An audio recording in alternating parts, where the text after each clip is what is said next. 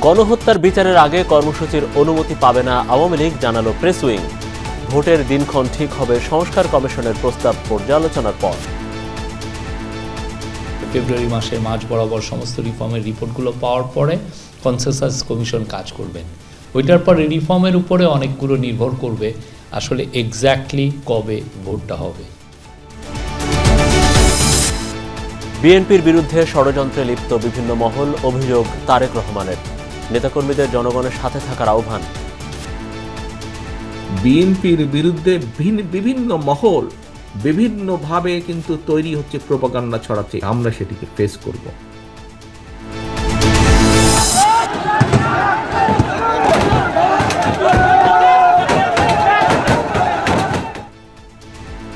ভোলায় আজও বাস সিএনজি চালকদের তুমুল সংঘর্ষ।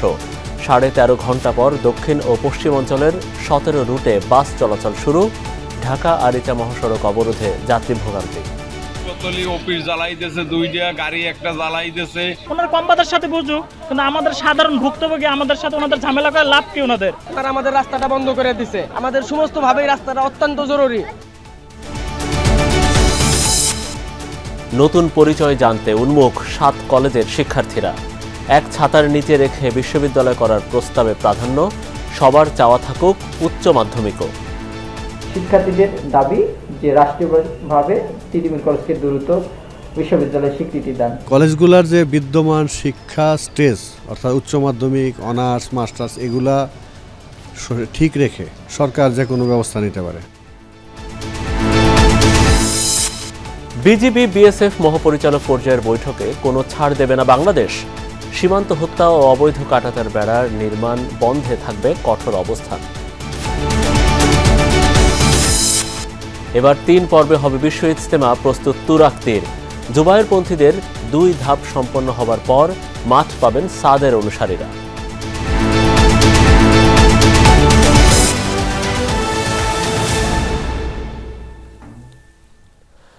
দর্শক, আপনারা এতক্ষণ আমাদের শিরোনামগুলো দেখছিলেন, আর আপনাদের সঙ্গে আছি আমি মনিরুল ইসলাম।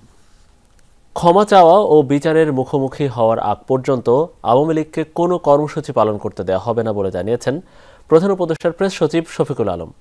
বিকেলে রাজধানীর ফরেন সার্ভিস একাডেমিতে আয়োজিত সংবাদ সম্মেলনে তিনি দাবি করেন, হত্যাকাণ্ডে সরাসরি জড়িত না থাকলেও আওয়ামী লীগের অনেক সদস্য দলের ভূমিকায় অনুতপ্ত নয়। জানান, ফেব্রুয়ারিতে সংস্কার কমিশনের চূড়ান্ত প্রতিবেদন পাওয়ার পর হবে আলোচনা, সেখানেই ঠিক হবে নির্বাচনের দিনক্ষণ। রাজধানীর ফরেন সার্ভিস একাডেমিতে প্রধান উপদেষ্টার প্রেস উইং আয়োজিত সংবাদ সম্মেলন। সাংবাদিকদের প্রশ্নের জবাবে আওয়ামী লীগের কর্মসূচি ঘোষণা নিয়ে সরকারের অবস্থান ব্যাখ্যা করেন প্রধান উপদেষ্টার প্রেস সচিব শফিকুল আলম। বলেন, জুলাই হত্যাকাণ্ডে সরাসরি জড়িত ছিল আওয়ামী লীগ সরকার। 71 জন শিশুকে হত্যা করেছে তৎকালীন ক্ষমতাসীনরা। গুম খুনে শেখ হাসিনার সরাসরি নির্দেশের প্রমাণ মিলেছে হিউম্যান রাইটস ওয়াচ প্রতিবেদনে। এত বড় একটি হত্যাকাণ্ড ঘটানোর পরও দলটির কোনো অনুশোচনা নেই।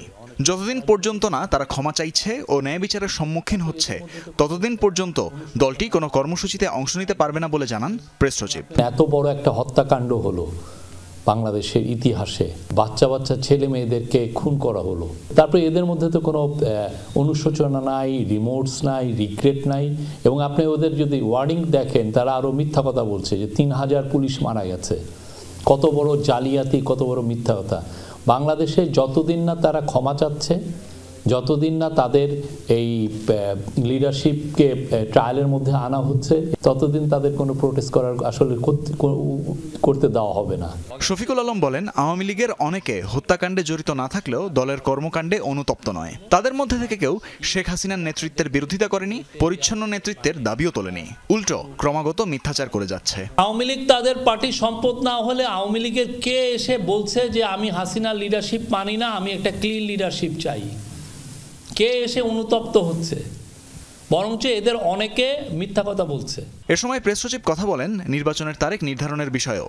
জানান, আগামী মাসে সংস্কার কমিশনের চূড়ান্ত প্রতিবেদন পাওয়ার পরই এ নিয়ে আলোচনায় বসা হবে রাজনৈতিক দলগুলোর সাথে। ফেব্রুয়ারি মাসের মাঝ বরাবর সমস্ত রিফর্মের রিপোর্টগুলো পাওয়ার পরে কনসেনসাস কমিশন কাজ করবেন।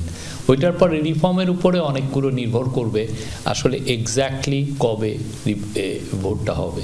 মানুষের কথা বলার অধিকার হরণ করে এমন কোনো আইন বর্তমান সরকার প্রণয়ন করবে না বলেও জানান জানান শফিকুল আলম। গ্রহণযোগ্য সমাধান তৈরি। তানভীর মৌসুম, যমুনা নিউজ, ঢাকা। বিএনপির বিরুদ্ধে ষড়যন্ত্রে লিপ্ত বিভিন্ন মহল, চালানো হচ্ছে অপপ্রচার। রাষ্ট্র কাঠামো সংস্কারের ৩১ দফা নিয়ে যশোর, ঝিনাইদহ ও নড়াইলে আয়োজিত প্রশিক্ষণ কর্মশালায় ভার্চুয়ালি যুক্ত হয়ে এমনটা বলছেন দলটির ভারপ্রাপ্ত চেয়ারম্যান তারেক রহমান। আরও বলেছেন, মানুষের পক্ষ থেকে আসা প্রশ্ন নিয়েই প্রস্তুত করা হয়েছে ৩১ দফা। পাশাপাশি ৫ আগস্ট থেকে শিক্ষা নিয়ে নেতাকর্মীদের জনগণের সাথে থাকার আহ্বান জানিয়েছেন তিনি।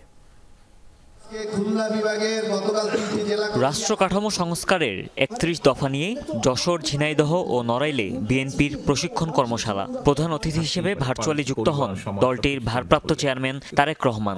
বলেন, ৩১ দফা তৈরি করা হয়েছে জনগণের জন্যই। আপনাদের স্থানে আপনারা বিভিন্ন মহল বিএনপির বিরুদ্ধে ষড়যন্ত্র করছে বলেও অভিযোগ করেন তারেক রহমান। বলেন, অপপ্রচার চলছে তার দলের বিরুদ্ধে, তবে বিএনপির প্রতি মানুষের আস্থা আছে বলেও দাবি করেন তিনি। বিএনপির বিরুদ্ধে বিভিন্ন মহল বিভিন্নভাবে কিন্তু তৈরি হচ্ছে, প্রোপাগান্ডা ছড়াচ্ছে। এরই মধ্যে আমরা সেগুলো দেখতে পাচ্ছি। প্রোপাগান্ডা ছড়াচ্ছে, শত্রুপক্ষ বলেন বা প্রতিপক্ষ বলেন, সেগুলো তারা করবেই। দেশের ভিতরে বাইরে সেটি তারা করবে, আমরা সেটিকে ফেস করব। নেতাকর্মীদের প্রতি হুঁশিয়ারি দেন দলটির ভারপ্রাপ্ত চেয়ারম্যান। বলেন, কেউ অপকর্মে জড়ালে ছাড় পাবে না। জনগণের আস্থা নষ্ট হয় এরকম কোনো ব্যবস্থা যেমন করা যায়, এরকম কোনো কাজ যেমন করা যাবে না। একই সাথে আমাদেরকে ঐক্যবদ্ধ থাকতে হবে। যেদিন আমরা ৩১ দফার বাস্তবায়ন কার্যক্রম শুরু করব এবং এটি একটি চলমান প্রক্রিয়া থাকবে, আমরা ভালো থেকে ভালো করতে সক্ষম হব, সেদিনই আমরা প্রতিশোধ গ্রহণে সক্ষম হব। এ সময় গণতন্ত্র প্রতিষ্ঠায় সুষ্ঠু নির্বাচনের তাগিদ দেন বিএনপি ভারপ্রাপ্ত চেয়ারম্যান তারেক রহমান। সবচাইতে বেশি সম্ভাবনা দেশ পরিচালনা করার, সবচাইতে বেশি সম্ভাবনা সরকার গঠন করার ভোটের মাধ্যমে জয়ী হয়। হুমায়ুন রশিদ, যমুনা নিউজ। অন্তর্বর্তী সরকারকে নির্বাচনের পথে আনতে শিগগিরই রাজপথে নামবে বিএনপি। প্রেস ক্লাবে এক আলোচনা সভায় দলের স্থায়ী কমিটির সদস্য সালাউদ্দিন আহমদ জানিয়েছেন, বিএনপির সেই উদ্যোগ আন্দোলন বা সরকারের সমালোচনারই অংশ। গণহত্যার জন্য সংগঠন হিসেবে আওয়ামী লীগের বিচারে সরকার এখনও কোনো পদক্ষেপ না নেয় ক্ষোভ জানান তিনি। একই অনুষ্ঠানে গণ অধিকার পরিষদের নুরুল হক নূর বলেছেন, নির্বাচিত সরকার ছাড়া বর্তমান পরিস্থিতিতে দেশ পরিচালনা সম্ভব নয়।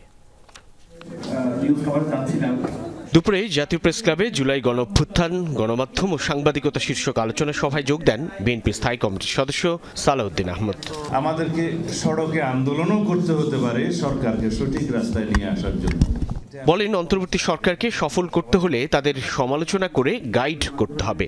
সরকারের কিছু ভুল শুধরিয়ে সঠিক রাস্তায় এনে গণতান্ত্রিক রাস্তা বিনির্মাণের জন্য এবং একটি নির্বাচিত রাজনৈতিক সরকারের পথ পরিষ্কার করার জন্য খুব দ্রুত আমরা কিছু পদক্ষেপ নেব। সেটাকে আপনারা সরকার আন্দোলনও বলতে পারেন, সমালোচনাও বলতে পারেন। সরকার কার্যত রাষ্ট্র চালাতে পারছে না, নানা ধরনের বাধার সম্মুখীন হচ্ছে, তাদের অভিজ্ঞতা না থাকার ফলে আরো জটিলতা তৈরি হচ্ছে। একটা নির্বাচিত সরকার ছাড়া রাষ্ট্রের এই পরিস্থিতিতে দেশকে পরিচালনা করা সম্ভব নয়। গণহত্যা ও মানবতা বিরোধী অপরাধে দায়ীদের বিচারের দাবি জানিয়ে বিএনপির এই নেতা বলেন, আইনি প্রক্রিয়ার পরই ঠিক হবে আওয়ামী লীগ নির্বাচনে অংশগ্রহণ করতে পারবে কিনা। সংগঠন হিসেবে বিচারের জন্য আন্তর্জাতিক অপরাধ ট্রাইব্যুনালের আইনে এটি সংশোধনী আনার কথা ছিল, based on the constitutional provision 47 article, কিন্তু সেখান থেকে সরকার সরে গেলেন। এখন যদি সরকারেরই অংশ হিসাবে কোনো উপদেষ্টা যদি বলেন যে আমরা আওয়ামী লীগকে বিচার চাই, তো বিচার চাওয়ার জন্য তো আপনারা কিছু করলেন না। বিএনপির সর্বোচ্চ নীতি নির্ধারণী ফোরামের এই নেতা সম্মান জানিয়ে বলেন, স্বাধীনতা যুদ্ধ ও জুলাই অভ্যুত্থান এক নয়। জাতীয় সংসদ নির্বাচনের জন্য স্বল্পমেয়াদী সংস্কার বাস্তবায়নে উদ্যোগ নেয়ার আহ্বানও জানান তিনি। যে নির্বাচনের সময়টা আমরা আমাদের দলের পক্ষ থেকে বলেছি জুলাই আগস্ট হচ্ছে একটি যৌক্তিক সময়। এই সময়ের ভিতরে নির্বাচন হলে কারো রাজনৈতিক দল গঠন করে নির্বাচনে অংশগ্রহণ করা হয়তো একটু কষ্টকর হতে পারে।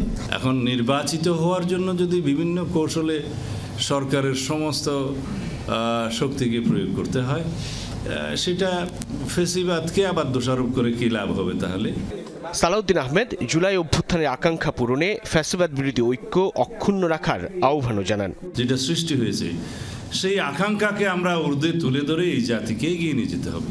সাইফুদ্দিন রবিন, যমুনা নিউজ, ঢাকা। প্রায় 16 ঘন্টা পর ভোলার সকল রুটে বাস ধর্মঘট প্রত্যাহার করেছে মালিক সমিতি। আলোচনার ভিত্তিতে সমঝোতা হয়েছে সিএনজি মালিকদের সাথে। এর আগে বাস স্ট্যান্ডের জায়গার দখল নিয়ে আজও সংঘর্ষে জড়ায় বাস শ্রমিক ও সিএনজি চালিত অটোরিকশা চালকরা। আহত হন বেশ কয়েকজন। বরিশালেও বাস ও কাউন্টার ভাঙচুরের প্রতিবাদে দক্ষিণ ও পশ্চিম অঞ্চলের 17 রুটে সকাল থেকে সন্ধ্যা 7:30 পর্যন্ত বাস চলাচল বন্ধ ছিল। এদিকে মানিকগঞ্জে ঢাকা আরিচা মহাসড়কে স্থানীয়দের প্রায় 5 ঘন্টা অবরোধের ভোগান্তিতে পড়েছেন যাত্রীরা।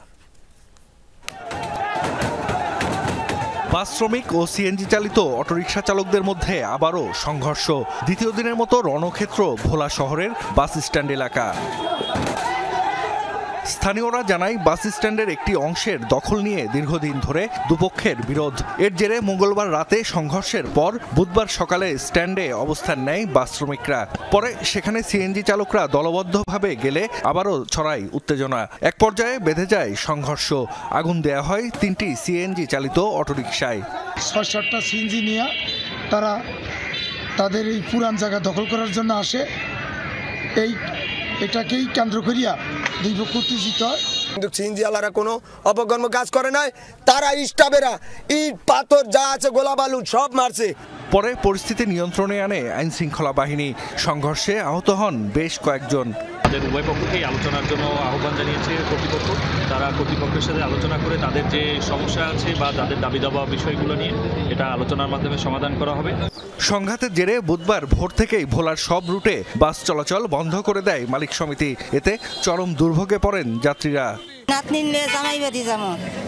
বাস গাড়ি কিছুই চলে না। কালকের ঘটনা পড়তে বাস বন্ধ, আর অটো রিক্সা তো একদম রিক্স এরাতে যাওয়া যাবে না।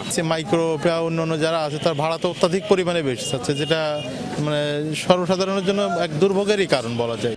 এদিকে বরিশালে কাউন্টার এবং বাস ভাঙচুরের প্রতিবাদে দক্ষিণ ও পশ্চিমাঞ্চলের 17টি রুটে বাস চলাচল বন্ধ থাকায় ভোগান্তি পোহাতে হয় যাত্রীদের। ভেঙে ভেঙে গন্তব্যে পৌঁছাতে গুনতে হয় বাড়তি ভাড়াও। স্থানীয়রা জানায় মঙ্গলবার বিএম কলেজের এক ছাত্রীর সাথে বাস ভাড়া নিয়ে অসৌজন্যমূলক আচরণের অভিযোগ ওঠে শ্রমিকদের বিরুদ্ধে। এর জেরে বরিশাল বিশ্ববিদ্যালয় এবং বিএম কলেজের শিক্ষার্থীরা রূপাতলীর টার্মিনালে একটি বাস এবং কয়েকটি কাউন্টারে ভাঙচুর চালায়। এতে বরিশাল ও ঝালকাঠি বাস মিনিবাস মালিক সমিতি এবং শ্রমিক ইউনিয়ন বিভিন্ন রুটে বাস চলাচল বন্ধ ঘোষণা করে। বাস চালানো তো অনেক কষ্ট হয়, সবার পর্যন্ত অনেক কষ্ট হয়। অন্যান্য যে যানবাহনে করে মানুষ আসবে ওই জায়গাও তারা বাধা দিতেছে। গাড়ি ভাঙে, স্টাফদের মারে। এখন এই কারণে স্টাফরা চিন্তা করে যে আমরা ডেলি মার খাবো, কারণ গাড়িই বন্ধ থাক। ঢাকা আরিচা মহাসড়কেও দুর্ভোগে পড়তে হয় যাত্রীদের। মানিকগঞ্জের সাটুরিয়ায় গোলরা এলাকায় দুটি কারখানা কর্তৃক এলাকাবাসীর যাতায়াতের একটি পুরনো রাস্তা বন্ধ করে দেওয়ার প্রতিবাদে মহাসড়ক অবরোধ করে স্থানীয়রা। বন্ধ হয়ে যায় যান চলাচল, ছড়িয়ে পড়ে যানজট। আমার মায়ের কিন্তু ক্যান্সারের রোগী, অনেকক্ষণ বসে থাকতে পারে না। ওনার কোম্পানির সাথে বুঝুক, কিন্তু আমাদের সাধারণ ভুক্তভোগী আমাদের সাথে ওনাদের ঝামেলা করে লাভ কি? ওনাদের কোম্পানির কাজ কিন্তু বন্ধ নেই, যত দুর্ভোগ আমাদের জনগণের। এই কোম্পানিগুলো আসতে খুব বেশি বছর না, ওনারা আসার পরে ওনারা আমাদের রাস্তাটা বন্ধ করে দিছে। এতে আমরা বাজার ঘাট করি, আমাদের সমস্ত ভাবেই রাস্তাটা অত্যন্ত জরুরি। দাবি আদায় না হলে কঠোর কর্মসূচির হুঁশিয়ারি দিয়েছেন আন্দোলনকারীরা। জাহিদ হাসান, যমুনা নিউজ। রেলওয়ের রানিং স্টাফদের ধর্মঘট প্রত্যাহারের ফলে সকাল থেকে সারা দেশে চালু হয়েছে ট্রেন চলাচল। মধ্যরাতের পর ট্রেন চলাচলের ঘোষণা আসায় সকালে বেশিরভাগ ট্রেন প্রায় যাত্রীশূন্য অবস্থায় কমলাপুর ছেড়ে যায়। অধিকাংশ ট্রেনই নির্ধারিত সময়ের অনেক পরে ছেড়েছে, তাই ট্রেন যাত্রায় ভোগান্তিতে পড়েছেন যাত্রীরা। রেল কর্তৃপক্ষ জানিয়েছে পরিস্থিতি স্বাভাবিক হতে 2-1 দিন সময় লাগতে পারে।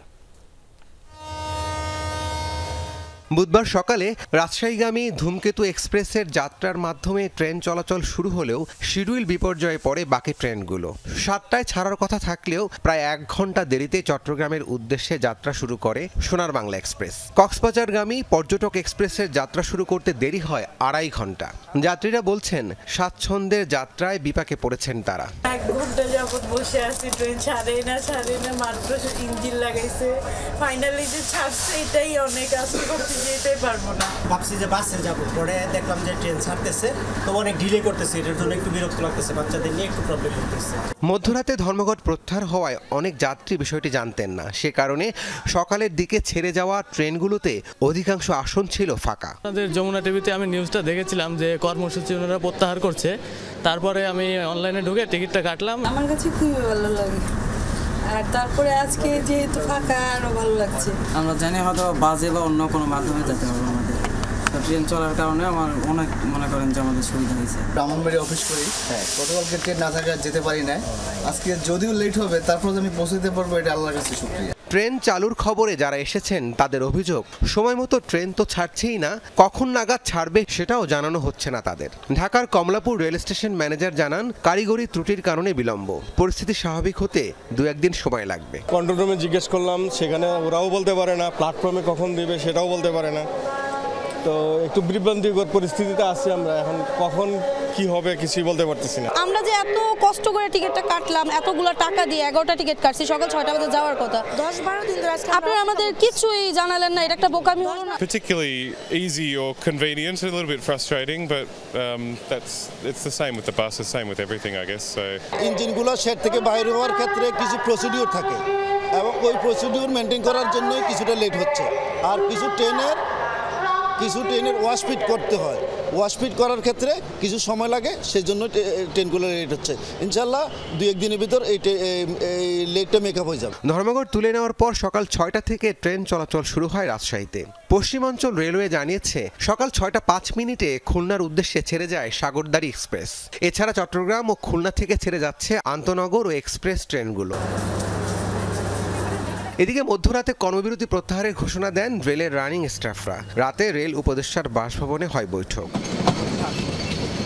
রাবি সিদ্দিকী, যমুনা নিউজ, ঢাকা। বাংলাদেশ থেকে ওষুধ তৈরি, পোশাক, হিমায়িত খাদ্য, সিরামিক্স ও পাটজাত পণ্য সহ বিভিন্ন আন্তর্জাতিক মানের পণ্যের আমদানি এবং বিভিন্ন খাতে বিনিয়োগ ও বাণিজ্য বাড়াতে কাজ করার জন্য লাওসের রাষ্ট্রদূত, জাম্বিয়া, কেনিয়া ও সাইপ্রাসের হাই কমিশনারদের প্রতি আহ্বান জানিয়েছেন রাষ্ট্রপতি মোহাম্মদ শাহাবুদ্দিন। বাংলাদেশে লাওসের নবনিযুক্ত অনাবাসিক রাষ্ট্রদূত, জাম্বিয়া, কেনিয়া ও সাইপ্রাসের অনাবাসিক হাই কমিশনারগণ বুধবার রাষ্ট্রপতি মোহাম্মদ শাহাবুদ্দিনের কাছে পরিচয়পত্র পেশকালে রাষ্ট্রপতি এই আহ্বান জানান। এদিন সকালে বঙ্গভবনে পৌঁছলে প্রেসিডেন্ট গার্ড রেজিমেন্টের একটি চৌকস দল রাষ্ট্রদূত ও হাই কমিশনারদের গার্ড অব অনার প্রদান করে। সাক্ষাৎকালে হাই কমিশনার ও রাষ্ট্রদূতগণ বাণিজ্য ও বিনিয়োগ বৃদ্ধি এবং নিজ নিজ দেশের জনগণের মধ্যে পারস্পরিক যোগাযোগ ও সম্পর্ক উন্নয়নে কাজ করবেন বলেও জানান। তারা দায়িত্ব পালনে রাষ্ট্রপতির সার্বিক সহযোগিতা কামনা করেন। অধিভুক্তি বাতিলের পর পরিচিতি কি হবে তা জানতে সরকারের দিকে তাকিয়ে আছে 7 কলেজের শিক্ষার্থী শিক্ষকরা। অবশ্য কলেজগুলোকে নিয়ে আলাদা একটি বিশ্ববিদ্যালয় করার প্রস্তাবনা রয়েছে, যেখানে স্বতন্ত্র পরিচয় থাকবে প্রতিটি কলেজের। তবে ভর্তি, ফলাফল, মূল্যায়ন, পরীক্ষা সবই হবে ওই কাঠামোর পরিচালনায়। এমনটা হলে সেখানে বর্তমান কাঠামোর শিক্ষা ক্যাডারের শিক্ষকদের অবস্থান কি হবে তাও একটা বড় প্রশ্ন। শাকিল হাসানের রিপোর্ট। 2017 সালে অধিভুক্তির 8 বছর পর সোমবার ঢাকা বিশ্ববিদ্যালয় থেকে 7 কলেজকে আলাদা করার সিদ্ধান্ত হয়। কয়েক বছর ধরেই এইসব কলেজের শিক্ষার্থীরা সেশন জট, ঠিকমতো পরীক্ষা না হওয়া, ভর্তি ও ফলাফল মূল্যায়নে জটিলতা সহ নানা সমস্যা তুলে ধরে অধিভুক্তি বাতিলের দাবি জানিয়ে আসছিল। সে দাবি পূরণের পর এখন প্রশ্ন, কি হবে কলেজগুলোর পরিচয়? এরই মধ্যে বিশ্ববিদ্যালয় মঞ্জুরি কমিশন এবং শিক্ষা মন্ত্রণালয়ে এ নিয়ে বেশ কিছু প্রস্তাব দেওয়া হয়েছে। কলেজগুলো থেকেও আসছে প্রস্তাবনা। তার মধ্যে 7 কলেজ নিয়ে একটি কেন্দ্রীয় বিশ্ববিদ্যালয় গঠনের প্রস্তাব রয়েছে। এতে বলা হয়েছে, এই কাঠামো পরিচালনা করবে কলেজগুলোর স্নাতক, স্নাতকোত্তর পর্যায়ের ভর্তি, পরীক্ষা ও ফলাফল। তবে কলেজগুলো নিজ নামেই পরিচিত হবে। থাকবে কলেজগুলোর উচ্চ মাধ্যমিক শাখাও। পাশাপাশি ব্যতিক্রমী আরও কিছু প্রস্তাবনা নিয়েও কাজ করছে মন্ত্রণালয় ও ইউজিসি। এটা একটা রূপ হবে, বোর্ডের মতো হলে এরকম রূপ হবে, এর বাইরেও কিছু হতে পারে, সেটার ধারণা আসলে আমরা পাইনি। কলেজগুলোর যে বিদ্যমান শিক্ষা স্টেজ, অর্থাৎ উচ্চ মাধ্যমিক, অনার্স, মাস্টার্স, এগুলা ঠিক রেখে এবং এই বিসিএস ক্যাডারের যে শিক্ষা সে পদ, এগুলাকে সমুন্নত রেখে অর্থাৎ সংরক্ষণ করে সরকার যে কোনো ব্যবস্থা নিতে পারে। আমরা অনেকটা ফুটবলের মতো হয়ে গেছি, যতক্ষণ কিছু না হচ্ছে ততক্ষণ তো একটা অনিশ্চয়তার জায়গা আছে। শিক্ষার্থীদের আন্দোলনের মুখেই বাতিল হয়েছে অধিভুক্তি, তাই শিক্ষার্থীরা কি চান সেটাও খুব গুরুত্বপূর্ণ। নইলে সরকার যে সিদ্ধান্তই নিক না কেন তা টেকসই হবে না, উল্টো বাড়তে পারে জটিলতা। তাই এই প্রক্রিয়ায় আছে শিক্ষার্থীদের অংশগ্রহণও। কি বলছেন তারা? তিতুমির কলেজের শিক্ষার্থীদের দাবি যে রাষ্ট্রীয়ভাবে তিতুমির কলেজকে দ্রুত বিশ্ববিদ্যালয়ের স্বীকৃতি দান। গেল 8 বছর ঢাকা বিশ্ববিদ্যালয় দেখভাল করেছে এসব কলেজের স্নাতক স্নাতকোত্তর পর্যায়ের সব দিক। আর উচ্চ মাধ্যমিক শাখা পরিচালিত হতো ঢাকা শিক্ষা বোর্ড থেকে।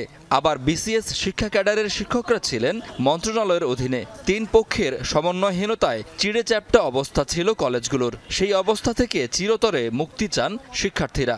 বর্তমান কাঠামোর শিক্ষকদেরই বা কি হবে? স্থিতিশীল একটি ভর্তি প্রক্রিয়াও বেশ জরুরি।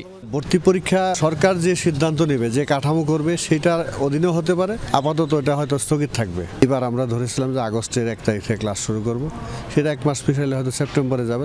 ঢাকা কলেজের মতো প্রতিষ্ঠানগুলোর পরিচিতি উচ্চ মাধ্যমিকের কারণে, তাই কলেজগুলোতে উচ্চ মাধ্যমিকও থাকবে, এমনটাই চাওয়া শিক্ষক শিক্ষার্থীদের। শাকিল হাসান, যমুনা নিউজ, ঢাকা। সীমান্তে চলমান অস্থিরতা নিরসন, হত্যা, গুলি বন্ধ সহ ন্যায্য পানি বন্টন ইস্যু গুরুত্ব পাবে ফেব্রুয়ারির বিজিবি বিএসএফ সম্মেলন। বাংলাদেশ ভারত সম্পর্কের নতুন প্রেক্ষাপটে এসব বিষয়ে কোনো ছাড় দিতে চায় না স্বরাষ্ট্র মন্ত্রণালয়। স্বরাষ্ট্র উপদেষ্টা বলছেন, ছাড় দিয়ে দুই দেশের সম্পর্কে আস্থা বাড়বে না। তিনি জানান, বাংলাদেশ ভারতের মধ্যে সীমান্ত নিয়ে অসম চুক্তি সংশোধনের বিষয়টিও গুরুত্ব পাবে নয়াদিল্লির বৈঠকে। অন্যদিকে বিজিবি মহাপরিচালক বলেছেন, সীমান্তে বাংলাদেশের স্বার্থ নিয়ে কোনো আপোষ করা হবে না। আওয়ামী লীগ সরকারের পতনের পর থেকেই শুরু বাংলাদেশ ভারত সম্পর্কের টানাপোড়েন। এর জেরে সীমান্তে বেড়েছে উত্তেজনা। এই প্রেক্ষাপটে ভারতের নয়াদিল্লিতে আগামী 17 থেকে 20 ফেব্রুয়ারি অনুষ্ঠিত হতে যাচ্ছে 55তম বিজিবি বিএসএফ সীমান্ত সম্মেলন। এ নিয়ে স্বরাষ্ট্র মন্ত্রণালয়ে অনুষ্ঠিত হয়েছে প্রস্তুতি বৈঠক। সিদ্ধান্ত হয়েছে, দিল্লির সীমান্ত সম্মেলনে কোন কোন বিষয়ে গুরুত্ব দিবে বাংলাদেশ। এর মধ্যে সবচেয়ে বেশি গুরুত্ব পাচ্ছে সীমান্ত হত্যা, গুলি ও বাংলাদেশি আটক বন্ধের বিষয়গুলো। সীমান্তের 150 গজের ভেতরে অনুমোদনহীন অবকাঠামো নির্মাণ ও কাঁটাতারের বেড়া দেয়া নিয়ে চলমান সংকটের নিষ্পত্তিও চায় বিজিবি। এর পাশাপাশি অনুপ্রবেশ বন্ধ, মাদক, অস্ত্র, বিস্ফোরক চোরাচালান প্রতিরোধের বিষয়গুলো তুলে ধরা হবে বৈঠকে। অভিন্ন নদীর পানি বন্টন ও ভারতীয় গণমাধ্যমে মিথ্যা তথ্য প্রচার বন্ধ সহ 12টি বিষয়ে গুরুত্ব দিয়ে সীমান্ত সম্মেলনে আলোচনার সিদ্ধান্ত হয়েছে বলে জানিয়েছেন স্বরাষ্ট্র উপদেষ্টা। বিএসএফ এবং অন্যান্য যারা যে আমাদের যে সীমান্তে যে হত্যা করছে, ওটা যেভাবে হোক তাদের বন্ধ করতে হবে। এটা কোনোভাবেই গ্রহণযোগ্য না। এটা ইন্টারন্যাশনালিও এবং যে কোনো জায়গায় হোক। তাদের যে দুষ্কৃতিকারীরা আমাদের বাংলাদেশি নাগরিক ধরে নিয়ে যায় বর্ডার থেকে কৃষিকাজ করার সময়, এটা যেভাবে হোক এটা যেন তারা না করে। চাঁপাইনবাবগঞ্জ আঙ্গরপোতা দহগ্রামের one of the main agenda, border killing one of the main agenda, অন্যান্য রিভার ডিসপিউট যেগুলো ওরা এখন ডিমার্কেশন করছে না, ওগুলো মেইন এজেন্ডা। সাম্প্রতিক সীমান্ত সংকটের ক্ষেত্রে ক্ষমতাচ্যুত আওয়ামী লীগ আমলের 2টি চুক্তিকে অসম বলে মনে করে স্বরাষ্ট্র মন্ত্রণালয়। উপদেষ্টা বলছেন, এর মাধ্যমে ভারতকে সুবিধা দেয়া হয়েছে। এসব চুক্তি সংশোধন নিয়ে আলোচনা হবে বিজিবি বিএসএফ সম্মেলনে। 2010 সালে যে একটা চুক্তি হয়েছে, ওই চুক্তিটার ভিতরেই একটুখানি বড় ধরনের একটু সমস্যা দেখা দিচ্ছে। দহগ্রাম আঙ্গারপোতায় 0 লাইনের দিক দিয়ে আপনি করতে পারবেন, কি বলে ফেন্স করতে পারবেন। আপনি পারমিশন দিয়ে দিচ্ছেন, বাংলাদেশ গভর্নমেন্টই পারমিশন দিচ্ছে। ধরেন এরকম 2-4টা অসম চুক্তি একবার আমরা বাতিল করে দিলাম বলবো না, ওই জন্য আলোচনা হবে যে এই চুক্তিটা এইভাবে হয় নাই, এটা এইভাবে হওয়া দরকার ছিল। ছাড় নয়, আলোচনার মাধ্যমে ভারতের সাথে ভালো সম্পর্ক গড়ে তুলতে চায় ঢাকা। ছাড় দিয়ে কিন্তু আস্থা বৃদ্ধি হয় না। আলোচনার মাধ্যমে একজন আরেকজনের একটা কনফিডেন্স বিল্ড হয়, যে একজনের সাথে আলাপ আলোচনা করেও কিন্তু আস্থা হয়। সীমান্তে হত্যা বলেন, 150 যেটা ফেন্সের কথা বলেন, যেগুলাতে আমরা মনে করেছি যে না, আগে আমরা ডিপ্রাইভড হয়েছি, এগুলাতে আমরা শক্ত ভয়েসে কোনো ছাড় দিব না। নয়াদিল্লির সীমান্ত সম্মেলনে বিজিবি ছাড়াও পররাষ্ট্র, স্বরাষ্ট্র সহ বিভিন্ন মন্ত্রণালয়ের প্রতিনিধিরা অংশগ্রহণ করবেন। আলমগীর স্বপন, যমুনা নিউজ, ঢাকা। 2 ধাপে 3টি পর্বে ইজতেমা অনুষ্ঠানের জন্য এবছর মাঠ প্রস্তুত করা হয়েছে। গাজীপুরের টঙ্গীতে মাঠ পরিদর্শনের পর পুলিশ মহাপরিদর্শক জানিয়েছেন, প্রথম 2 পর্ব করবেন জুবায়েরপন্থীরা। মাঝখানে বিরতি দিয়ে শেষ করবেন সাদপন্থীরা। দুই পক্ষের সাথে কথা বলে সার্বিক কার্যক্রম চূড়ান্ত করা হয়েছে বলে জানিয়েছেন পুলিশ মহাপরিদর্শক। শুক্রবার ফজরের নামাজের পর আম বয়ানের মধ্য দিয়ে শুরু হতে যাচ্ছে বিশ্ব ইজতেমার ৫৮তম আসর। স্বরাষ্ট্র মন্ত্রণালয়ের জননিরাপত্তা বিভাগ থেকে এ সংক্রান্ত জারি করা প্রজ্ঞাপনে বলা হয়েছে, মাওলানা জুবায়েরের অনুসারীরা এবার ২ পর্বে বিশ্ব ইজতেমায় অংশ নেবেন। প্রথমটি হবে ৩১ জানুয়ারি থেকে ২ ফেব্রুয়ারি, এরপর ৩ ফেব্রুয়ারি শুরু হয়ে ৫ ফেব্রুয়ারি আখেরি মোনাজাতের মাধ্যমে শেষ হবে শুরাই নিজাম ধাপ। প্রতিটা লোককে ট্রেস করার আমাদের কিছু চেকলিস্ট আছে, এটা দিয়ে চেক করব। সাথে সাথে ওনার ট্রাফিক এবং অন্যান্য কাজে পাহারার কাজে আমাদের যারা আছে তারা আমরা পালাক্রমে আমরা লোক দেব, একত্রে কিছু লোক ওনাদের সাথে থাকবে। বিরতির পর ১৪ থেকে ১৬ ফেব্রুয়ারি হবে মাওলানা সাদ অনুসারীদের ইজতেমা। এই বিষয়ে সাদ অনুসারীদের মতৈক্য থাকলেও আপত্তি উঠেছে বিশেষ একটি শর্ত নিয়ে। ১৪, ১৫, ১৬ তারিখ ইজতেমা অনুমতি, দ্বিতীয় পর্বে ইজতেমার ব্যাপারে তারা একমত, সরকারও একমত হয়েছে, কিন্তু ওখানে একটা শর্ত দেওয়া হয়েছে। এই শর্তের ব্যাপারে আমরা আপত্তি, যে ওখানে শর্ত দেওয়া হয়েছে আমরা নাকি এই আগামী বছর থেকে আর ইজতেমা টঙ্গীর ময়দানে করব না। যেহেতু জোবারপন্থীদের ব্যাপারে কোনো শর্ত দেওয়া হয়নি, তাহলে আমাদের ব্যাপারে শর্ত দেওয়া সম্পূর্ণ অযৌক্তিক। দুই পক্ষের সাথে আলোচনার পরই সিদ্ধান্ত নেওয়া হয়েছে। মাঠ পরিদর্শনের পর বললেন আইজিপি, অপ্রীতিকর পরিস্থিতি এড়াতে নেওয়া হয়েছে সর্বোচ্চ ব্যবস্থা। আমরা আমাদের টোটাল কন্ট্রোল অথবা নিয়ন্ত্রণ রাখার পরে আমরা যখন স্যাটিসফাইড হব যে এখন আর অন্য কোনো ধরনের বিপদের কিংবা অসুবিধার সম্ভাবনা নাই, তখন আমরা ওনাদেরকে আমন্ত্রণ জানাবো, ভাই আপনারা আসেন। এই স্পেসটা এই জন্যই রেখেছি। আসলে যদি ২-৪ দিন হয় আমরা নিজেরাই সবার ওনাদের নিরাপত্তার স্বার্থে আমরা স্পেসটা বাড়িয়েছি। ১৮ ফেব্রুয়ারির মধ্যে প্রশাসনের কাছে মাঠ বুঝিয়ে দিয়ে ইজতেমা স্থল ত্যাগ করার শর্ত দেওয়া আছে সাদ অনুসারীদের। আমিন বাবু, যমুনা নিউজ। ৬ মাস না যেতে আওয়ামী লীগ কিভাবে কর্মসূচি দেয় তা নিয়ে প্রশ্ন তুলেছেন জাতীয় নাগরিক কমিটির মুখ্য সংগঠক সার্জিস আলম। কাকরাইলে উইলস লিটল ফ্লাওয়ার স্কুলে জুলাই গণ অভ্যুত্থান নিয়ে এক প্রদর্শনীতে গিয়ে তিনি বলেন, ২৪-এর সবচেয়ে বড় হায়েনা যুবলীগ, স্বেচ্ছাসেবক লীগ। এই বাংলাদেশে ওই খুনি হাসিনা এবং তার দল আওয়ামী লীগ ৬ মাস যেতে না যেতে আবার প্রোগ্রাম দেয়। মুক্তিযুদ্ধের ওই সময় যেই পাকিস্তানি হানাদাররা আমাদের ভাইদের বোনেদের হত্যা করেছিল, তারা যদি হায়না হয়, হানাদার বাহিনী হয়, তাহলে এই আওয়ামী লীগ, ছাত্রলীগ, যুবলীগরা এই ২৪-এর সবচেয়ে বড় হায়না এবং হানাদার বাহিনী। মূলধন নেই, ঋণ নির্ভর রাতারাতি বড় হওয়া ২-১টি শিল্প প্রতিষ্ঠান অচল হয়ে পড়েছে। কর্মরত শ্রমিকদের এখন বেতন দিচ্ছে সরকার। ঋণ দেবার ক্ষেত্রে বৈষম্য হয়েছে বলে মনে করেন পরিকল্পনা উপদেষ্টা ডক্টর ওয়াহিদউদ্দিন মাহমুদ। তিনি জানিয়েছেন, গরিব শিক্ষকদের সঞ্চয়ের অর্থ যোগ সাজশে এমন ব্যাংকে রাখা হয়েছে যেখান থেকে লুটপাট হয়েছে। অর্থনৈতিক সুমারির রিপোর্টে বলা হয়, এক দশকে অর্থনীতিতে কমেছে উৎপাদনশীল খাতের অবদান, কমে গেছে নারীর অংশগ্রহণও। শহর কিংবা গ্রাম, দেশের সব জায়গাতেই বাড়ছে অর্থনৈতিক চাঞ্চল্য। সার্বিক বিবেচনায় বাড়ছে কর্মসংস্থান, মজবুত হচ্ছে অর্থনীতির ভিত্তি। বিকেলে অর্থনৈতিক সুমারি ২০২৪-এর প্রাথমিক রিপোর্ট প্রকাশ অনুষ্ঠানে উঠে আসে অর্থনৈতিক কর্মকাণ্ডের সার্বিক দিক। রিপোর্টে বলা হয়, এক দশকে অর্থনীতিতে উৎপাদনশীল খাতের অবদান কমে হয়েছে ১৫.৩৮ আর সেবা খাতের কর্তৃত্ব বেড়ে হয়েছে ৯১%। শহরের তুলনায় গ্রামে অর্থনৈতিক কর্মকাণ্ড বেড়েছে যা ৭০% বেশি। শহরে যার হার প্রায় ৩০%। এক দশকে দেশে নতুন কর্মসংস্থান বেড়েছে মাত্র ৬২ লাখ। ডেটা নিয়ে আমাদের দেশে একটা হুলস্থুল অবস্থা। অনেকদিন থেকেই আমরা কমপ্লেন করে আসছি যে ডেটাতে অসঙ্গতি আছে, ডেটা এরার আছে, হয়তো পলিটিক্যালি কিছু কিছু ডেটা ম্যানিপুলেট করা হয়েছে। শিল্প খাতে গেল ১১ বছরে ই কমার্স যুক্ত হয়েছে ১,১৬,০০০। পরিকল্পনা উপদেষ্টা মনে করেন, মূলধনের বৈষম্যের কারণে শিল্প খাতের সার্বিক উৎপাদন কমেছে। রাতারাতি বড় হওয়া, ধনী হওয়া যে শিল্প গোষ্ঠী, এদের হিসাব করে এদের তো এখন অচল হয়ে আছে, তাদের শ্রমিকরাই আন্দোলন করছে। তাদের আর্থিক হিসাব থেকে দেখা গেল যে কিছুই নাই, মূলধন ব্যাংকও কিছু নাই, শুধু লোন আর লোন। বেক্সিমকোর কথা আমি বিশ্বাস করে বলছি, কারণ তারা এখনও মাঠে আছে। বাংলাদেশের বৈষম্য কোন পর্যায়ে পৌঁছেছে এটার একটা অত্যন্ত নিদারুণ দুঃখজনক চিত্র হলো এটা।